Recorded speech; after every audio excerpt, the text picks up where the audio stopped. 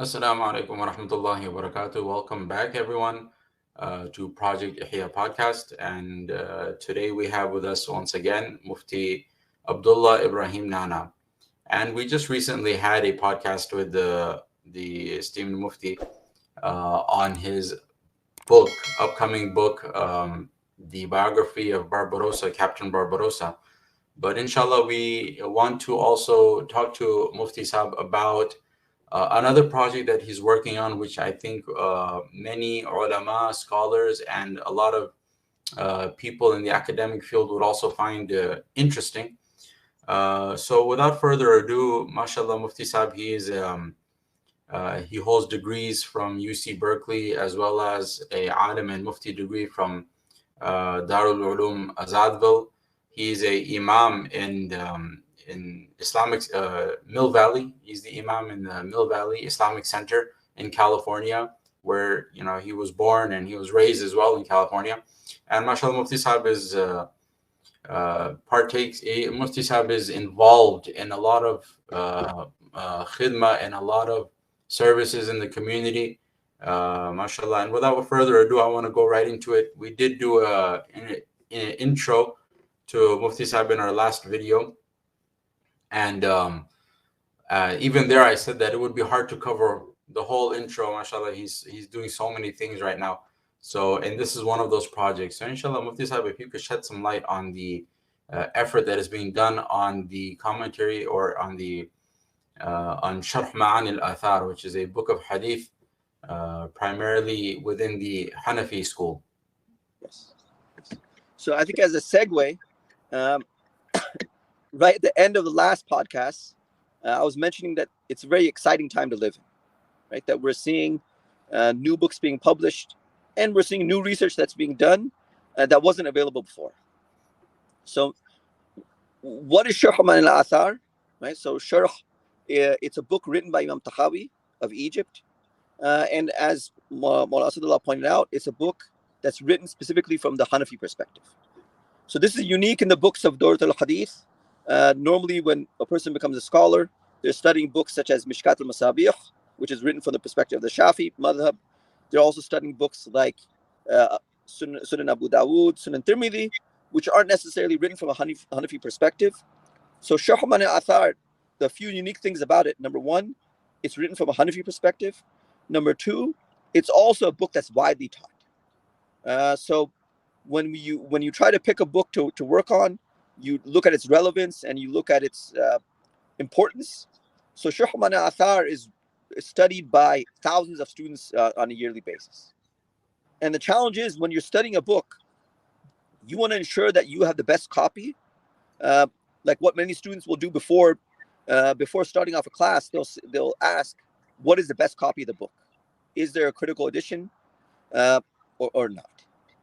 And Sharḥ Maʿānī al-Āthār, the overall challenge with this book has been not a lot of work has been done on it, and there are limited resources.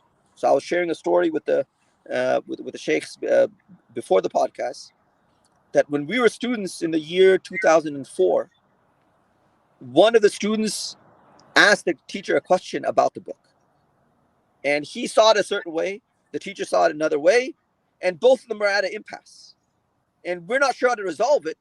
And we're looking at this issue for like 20 minutes, and the teacher just expressed a wish, because at that time the complete commentary of the book was not available.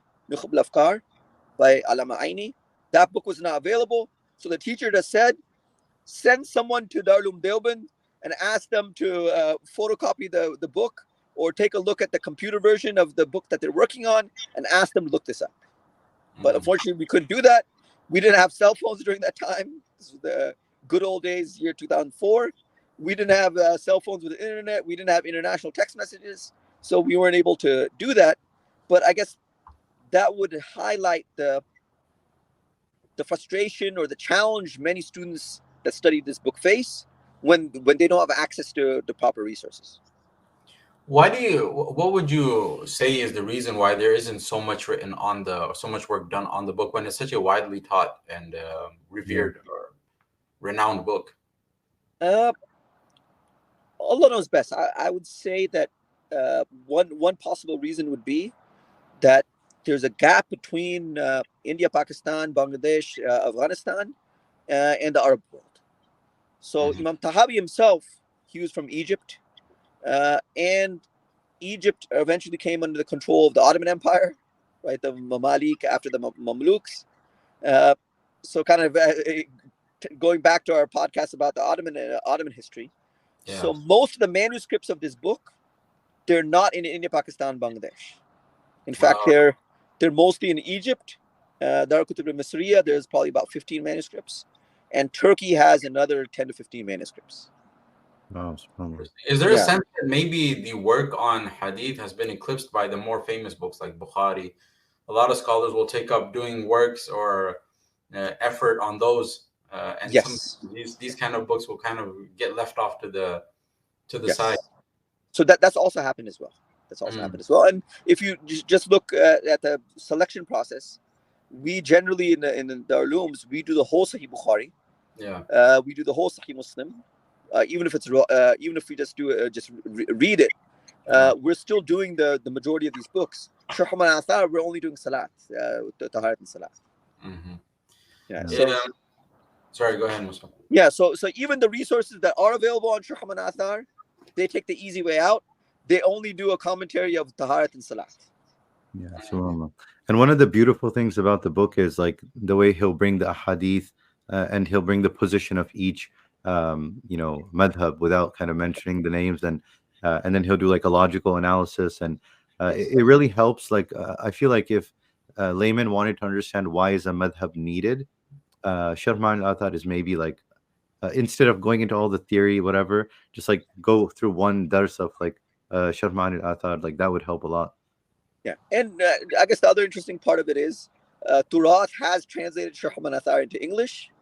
There's a thick book, I think, red book. Oh wow! But again, it's only taharat, salat, and part of janais. So they've translated English. I would say any person, university student that can pick up that book and understand that book and explain that book, I would give them credit for doing so. It's a very difficult book. Even the English is very difficult to understand. So before I ask about like the project itself, can you give some background on like a lot of us like who are maybe studying now, we're used to just getting like books that are in print, right? Yeah. But what is the process like? It was not long before where ulama would just be studying with manuscripts and or like much different looking textbooks. So now everything is so different. So can you talk a bit about the process, how these books come in front of us? What does it take? So the challenge really is what they refer to as a critical edition, right? In academia, they refer to it as a critical edition, because what happens is, let's say you have one manuscript. It might be the best manuscript. Let's say that manuscript was used by some great ulama, and it was corrected, and so on. But the challenge is at times you'll need to cross-check with another manuscript. And this is where the critical edition is so important. Then for example, we were able to locate 45 manuscripts of this book. But now which ones are the best ones? Right? Which ones are the best ones? Which ones are complete? Which ones are not complete? So there's a number of challenges. So now gathering the manuscripts, identifying the best ones, and then preparing the text based on the manuscripts. So there might be variations. So one text, according to one of the manuscripts, says this thing. The other two might say something else. So just to make sure I understand correctly, like, since the time the book was written, right? People, different ulama, they would handwrite, or kutab, they would handwrite the book, and naturally you would get many different manuscripts, and then some would get lost with age and time, and so now like you have like a bunch of different manuscripts, and naturally there's going to be some tafawud, there's going to be some differences. That's naturally what happens. So to get like to make a critical edition, you will kind of analyze all of these books and go through like hadith by hadith or text by text, and you'll analyze all of them, and then I guess kind of like a democratic vote, like which book has or is there more to it? So that's a summary of it. The challenge is identifying the most accurate word and the most accurate variation. So what did the author write? So among the manuscripts, you have time periods. You have early manuscripts, you have later manuscripts, you have much later manuscripts. So it's a scientific process in analyzing those manuscripts, looking at the variations, looking at the Arabic language, and seeing what is the most accurate version, and identifying the text. Yeah, I was gonna ask you, do you have your hands on any manuscripts like from the author's time or close to the author's time? So in this case, the interesting thing here has been Imam Tahawi rahimahullah lived roughly the year around 250, the 3rd century, Islamic century here. Yeah. But the challenge is that from that period of time, it's less manuscripts have been preserved. So the oldest manuscript that we have is maybe the year 698, 700, much later. Yeah, I was thinking it's going to be highly unlikely you have anything that's around the author's time. It's just been, the time frame is too. Yeah. So what about the textual integrity even of like the earliest book? Like what if somebody said, okay, there's such a big distance from the author and the first edition. What about in the middle? Yeah. So in the middle, even though there might not be manuscripts, there were individuals. So one of the more fascinating things about manuscripts is it's a group project, really, sometimes. So not all manuscripts have this, but manuscripts can be passed down from person to person. So let's say I use a copy of Tirmidhi for class, and then I have my teacher's copy. He has his notes as well, and then he has his teacher's notes as well. So if you identify the different handwritings, I might have done some research on a particular word and identified the word in a certain way. I might have looked at some other versions or some other manuscripts. So all that information can be compiled in a manuscript. But now identifying those variations, identifying those footnotes, and those and that research, that's also a challenge as well. Oh. Yeah. So we could say for sure that Sharḥ Maʿānī al-Āthār, the book itself, has been preserved over the last 1400 years.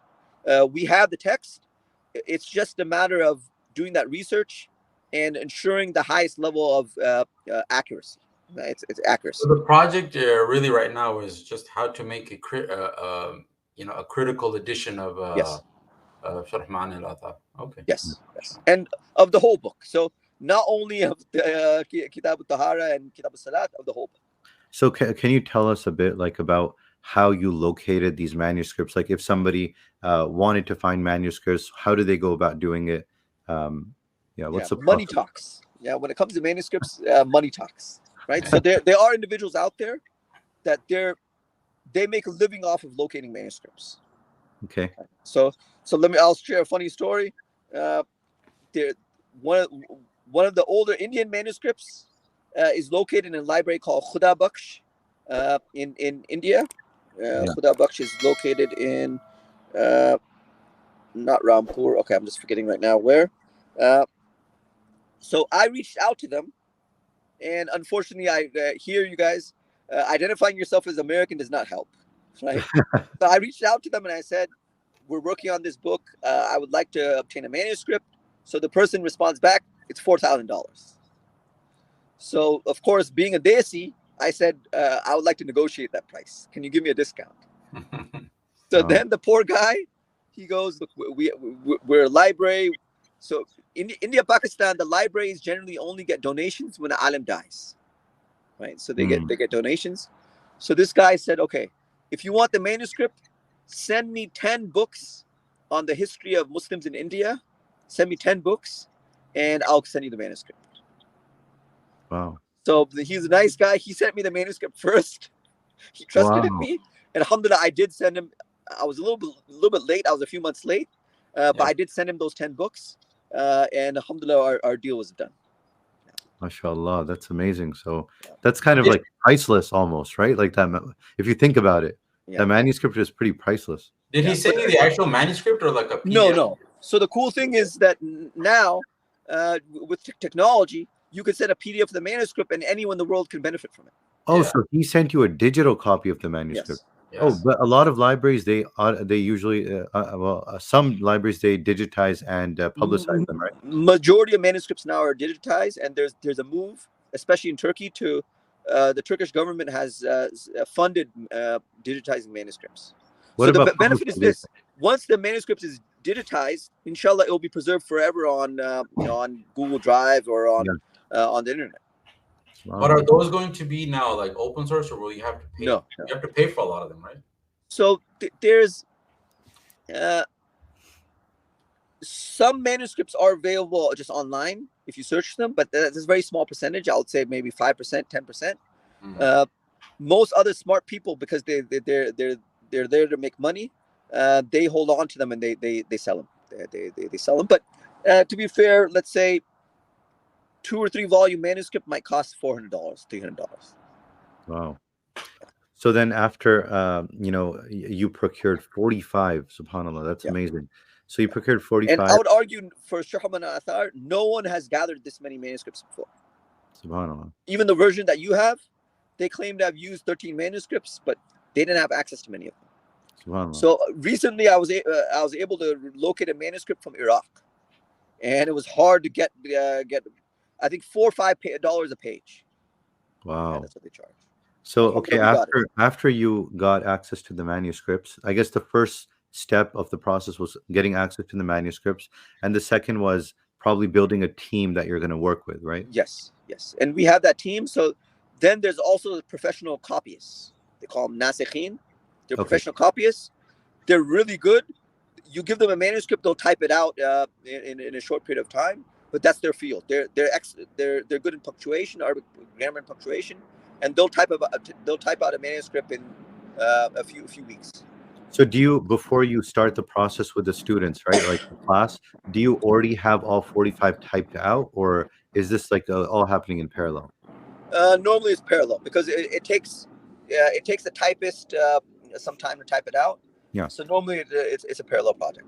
And if I understand correctly, because I'm also in the group, so you have a class on it, and you go hadith by hadith. Yeah. And then maybe like before every class, the typist will already have that ready for. Yes. Is that how it works? Yes, but now we've kind of switched away from that. Okay. And we're focusing more on the book itself, on the text itself. And there are 2 independent projects. So the class doesn't need the manuscripts. We only refer to them if we're really stuck or if there's a word that's unsure or unclear. But we've kind of separated the 2. Yeah, okay, so the class is just a class on Sharḥ Maʿānī al-Āthār, the regular class. Okay. And then the nasikhin, they are the methodology that or the process of analyzing and then making a judgment on what to choose in the situation of a conflict. Who makes that judgment right so now? The very interesting part of it is these fields have been thoroughly developed in Egypt and in the Muslim world.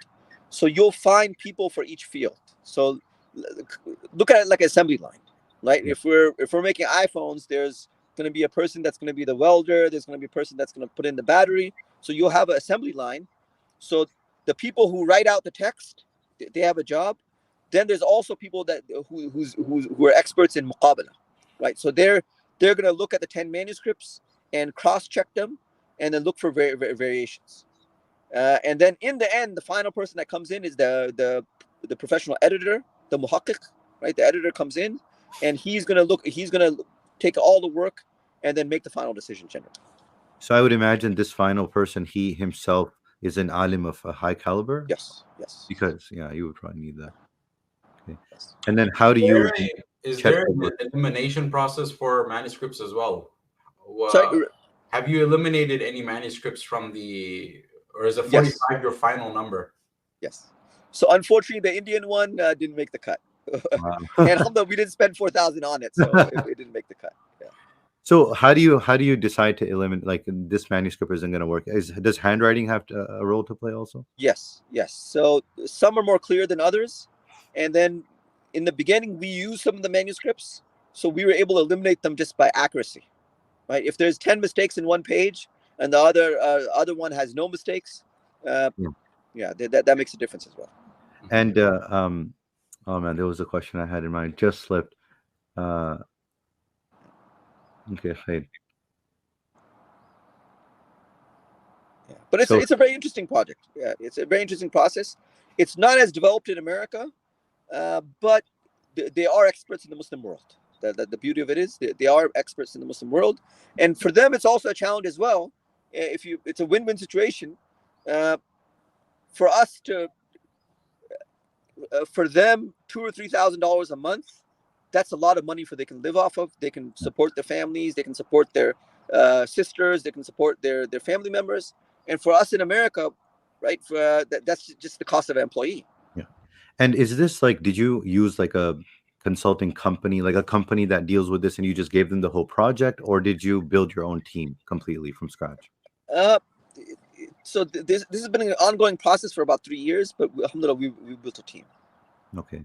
We built a team. In America, they don't deal a lot with like old manuscripts. I mean, people that are in the field of, but like I remember I took a class, world religions class in Christianity. They deal a lot with like old manuscripts of the Bible and things like that. Parchments. So interesting. Yeah. So interesting thing. Princeton has the largest collection of manuscripts in America. Oh wow. Princeton Library. The second largest is UCLA, surprisingly. So I haven't been there yet. I've been to Princeton. I have my card. UCLA, mashallah, Suhaib Beg. So he's the son of Khalid Beg and the brother of Sheikh Munib. So he is the caretaker at that library. Oh wow. Oh, wow. And by the way, is there like, if somebody like you have so many manuscripts, how do you get the tarmeem of those manuscripts done? Is there like a National Archive Center that does the preservation? I remember one time actually I went to Masjid Aqsa, and I don't know if you know, but like just before you enter in from one of the gates, there's like a preservation center, and you go in and they have like a whole team. They're working on like preserving and this and that. Have you ever been there? It's not yet. So there's one manuscript of Sharḥ Maʿānī al-Āthār in Quds, in Palestine. Yeah. We don't have contacts there. We can't get a hold of it. So inshallah, maybe I'll have to go. I actually have a contact there. I actually have a contact there. Yeah. But anyway, yeah. But anyway, for the preservation of a manuscript, how do you get like once you get a manuscript, how do you get it preserved? But keep in mind, I think they're working mostly with like PDFs of it, right? Yeah. So generally, but I'm sure in your personal library, PDFs. But you can say there's a whole science. There's a very interesting book to read, but unfortunately, there's a swear word in the title. So, so anyone's interested in manuscripts, it's about the preservation of manuscripts in Timbuktu, in Mali. Okay. So it's called the Bad ASS Librarians of Timbuktu. Okay. It's a very interesting book. So what I'll give away the kind of the story of what happened, but the Salafis took over Timbuktu, and there's a fear that they were going to burn manuscripts. So what the local people did, they went and hid the manuscripts and digitized them and preserved them and took them from all the people and gathered them. So it's a very interesting process. But like you said, there's many of the people had preserved the manuscripts in the backyard, or they had dug them. So there's a whole science of preserving a manuscript, looking after it. So for example, when you walk into Princeton, this is really interesting. These are non-Muslims. They have rules on how to use the manuscripts. So you walk in, number one, you have to have an ID card, right? So I just showed you guys my ID card. Number two, they say don't wash your hands because your hands, you're touching the manuscripts. Your natural things are better than washing your hands. Wow. Then they bring the manuscript to you, and every manuscript will have a cover. Like we have ghilafs, so every manuscript will have a cover. They will take out the manuscript for you sometimes. Wow. And you can't take the manuscript out from the library, from the shelf. They'll bring it to you. Wow. Yeah. So they have some unique rules, but it has to do with preserving the manuscripts. And like someone joked around, this is a joke, you guys. So the joke is, in Princeton, they have gloves and they're very strict and they have the rules for manuscripts. In the Muslim world, the guy is sitting there with a cigarette and he has a manuscript in his hand and says, "Eish hada, eish hada." Yeah. It's a joke, you guys. I don't smoke cigarettes. It's just a joke. Yeah, but I went to So the there's some manuscript truth in every library. book. So I went to a manuscript library in the Arab world, and they took my passport as I went in. I'm like, ooh, this is pretty serious here. I don't want to mess around here. They have my passport, bro. They have my passport. So, mashallah, Mufti Sahib, this is such a big khidmah and such a big project. Is there any, estimation on how long it's going to take? I imagine it's a multi-year effort. Yeah. We're in the beginning stages, but it's going to take a few years, inshallah. Also, maybe if Mufti Sahib wanted to share with people that might want to get involved in any way, shape, or form, how they could help, how they could be part of it. Is there a way they can reach you, or is there something set up? So the plan is by Ramadan, we're going to launch the project. It's called the Arabic Manuscript Project. We'll launch on social media as well. We'll have PayPal and launch good. But inshallah, that's the plan, inshallah. So Sharḥ Maʿānī al-Āthār is only one of our projects. We've already published 5 books. And inshallah, we're working on a number of other books as well. Inshallah. All right, inshallah. I guess we'll keep our eyes open to see how that goes. And we'll encourage anyone that's interested and wants to be a part of it, inshallah. We'll share it with you on one of our platforms somewhere when it does launch, inshallah. Jazakumullah khair for giving us your time again. I know you were busy. Even looking at you're in the car getting ready to go to another program. So Jazakumullah for giving us your time in Ramadan as well. My pleasure. I'm going to reward you, and may Allah subhanahu wa ta'ala take khidmah from all of us. Jazakumullah khair, everyone. Wassalamu alaikum wa rahmatullahi wa barakatuh. Wa alaikum salam. Wa alaikum salam.